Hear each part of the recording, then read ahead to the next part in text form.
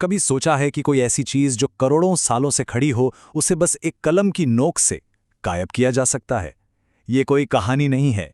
ये दुनिया की सबसे पुरानी पर्वत श्रृंखलाओं में से एक अरावली रेंज की हकीकत है, जो आज एक नए और सच कहूं तो बहुत ही खतरनाक कानूनी नियम की वजह से अपने होने की ही लड़ाई लड़ रही है।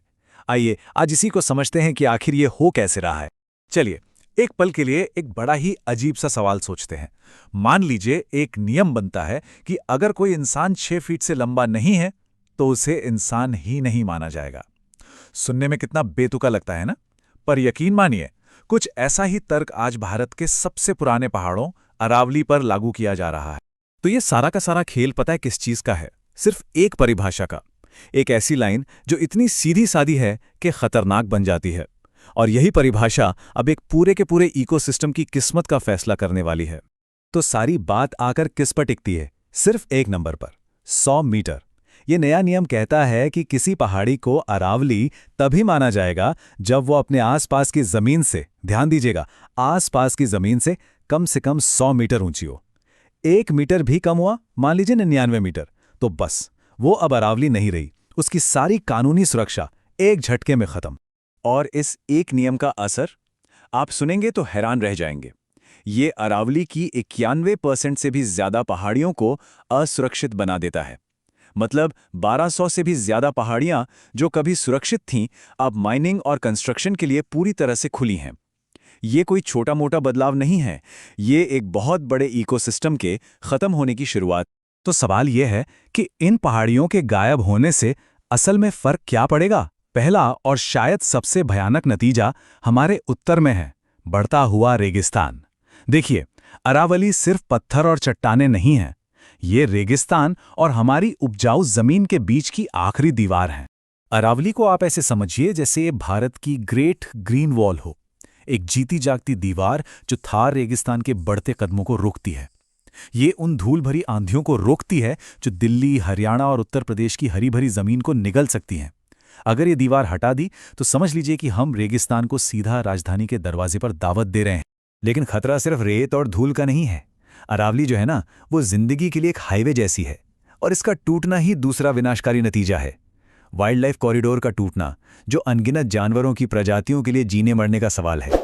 शायद एक एक्टिविस्ट ने इस बात को सबसे अच्छे तरीके से कहा था जब उन्होंने पूछा, अरावली रेंज क्या तुम्हारे बाप की है क्या, जो तुम सिर्फ अपने एंगल से सोच रहे हो? करोड़ों जानवर, पक्षी, जीव जंतुओं के एंगल से कौन सोचेगा? ये एक बहुत जरूरी याद दिलाता है कि ये दुनिया सिर्फ हमारी नहीं है। देखिए, जब ये कॉरिडोर, ये रास्ता टूट जाता है तो रणथंभौर और सरिस्का जैसे बड़े बड़े इलाकों में जानवरों की आबादी बिल्कुल अकेली पड़ जाती है। तेंदुए और दूसरे जानवर अब नए साथी खोजने के लिए दूर तक नहीं जा सकते। इससे होती है इनब्रीडिंग, यानी करीबी रिश्तेदारों के बीच ही प्रजनन, और इसका नतीजा एक धीमी मौत जैसा है। उनकी बीमारियों से लड़ने की ताकत कम हो जाती है, बच्चे पैदा करने में दिक्कतें आती हैं, और आखिर में जेनेटिक बीमारियां इतनी बढ़ जाती हैं कि पूरी की पूरी आबादी ही खत्म हो जाती है। रेत की बात हो गई, वाइल्ड लाइफ की बात हो गई, लेकिन एक और बहुत बड़ा खतरा है जो हमारे पैरों के नीचे, जमीन के नीचे छिपा हुआ है, पानी। अरावली इस पूरे इलाके के ग्राउंड वाटर के लिए एक लाइफलाइन है, और वो लाइन अब टूटने की कगार पर है। अरावली को आप एक बहुत बड़े स्पंज की तरह सोचिए। जब बारिश होती है तो ये उस पानी को सोख लेता है और धीरे धीरे उसे जमीन के अंदर भेजता है। इससे हमारा ग्राउंड वाटर रिचार्ज होता है, और इसके सामने हमारे कंक्रीट के शहर, वो एक वाटरप्रूफ शीट जैसे हैं। पानी उन पर गिरता है और सीधा नालियों में बह जाता है। नतीजा, एक ही समय पर बाढ़ और सूखे का खतरा बढ़ जाता है। और अब आते हैं चौथे और आखिरी बड़े परिणाम पर, एक ऐसी चीज जिसका दिल्ली एनसीआर में पहले से ही खराब एयर पोल्यूशन पर सीधा असर पड़ेगा। अरावली के जंगल इस पूरे एरिया के फेफड़े हैं। आप इसको एक बहुत बड़े गीले कपड़े की तरह सोच सकते हैं। ये हवा में उड़ती धूल और खतरनाक PM 2.5 पार्टिकल्स को पकड़ लेते हैं, उन्हें फंसा लेते हैं। अगर इन जंगलों को हटाकर कंक्रीट लगा दिया गया तो समझिए कि हम वो कपड़ा हटा रहे हैं और सारे पोल्यूटेंट्स तो सीधा हमारे फेफड़ों में जाने का रास्ता दे रहे हैं। लेकिन कहानी यहां और भी पेचीदा हो जाती है। असली प्रॉब्लम सिर्फ 100 मीटर की नहीं है, बल्कि इसमें एक बहुत चालाकी से छिपाया गया लूप होल है, एक चोर दरवाजा है कि उस ऊंचाई को मापा कैसे जाता है और इसी का फायदा उठाया जा सकता है। यही है सारी चालाकी। ऊंचाई को समुद्र तल यानी सी लेवल जैसी किसी फिक्स चीज से नहीं नापा जाता। इसे नापा जाता है आसपास की जमीन से।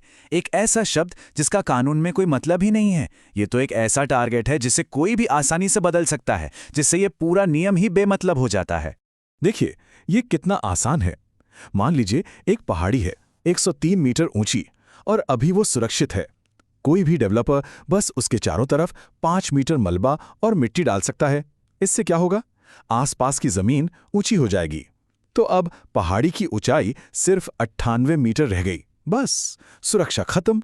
और अब उस पहाड़ी की कानूनी तौर पर खुदाई की जा सकती है। तो क्या इसका कोई तोड़ नहीं है? क्या कोई बचाव का रास्ता है? कोर्ट ने एक समाधान तो दिया, लेकिन वो समाधान पर्यावरणविदों को तसल्ली देने के बजाय और ज्यादा परेशान कर रहा है। चलिए देखते हैं क्यों। तो कोर्ट का समाधान है MPSM। पूरा नाम है management plan for sustainable mining. इसका मकसद है अरावली का नक्शा बनाकर ये तय करना कि कहाँ खुदाई हो सकती है और कहाँ बिल्कुल नहीं। और जब तक ये प्लान पूरा नहीं होता, नई माइनिंग पर रोक है।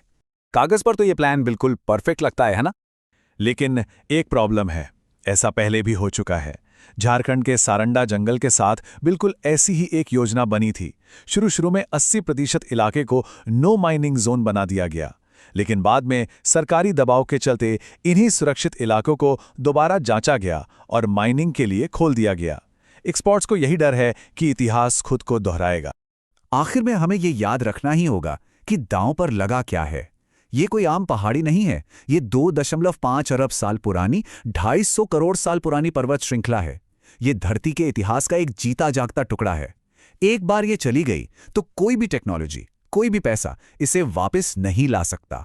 ये नुकसान परमानेंट है। तो आखिरी और सबसे परेशान करने वाला सवाल यही है, जिसे हम विकास कह रहे हैं, क्या वो असल में बर्बादी की तरफ ले जाने वाला एक परमानेंट रास्ता है? इस सवाल का जवाब सिर्फ अरावली का भविष्य नहीं, बल्कि हमारा अपना भविष्य भी तय करेगा।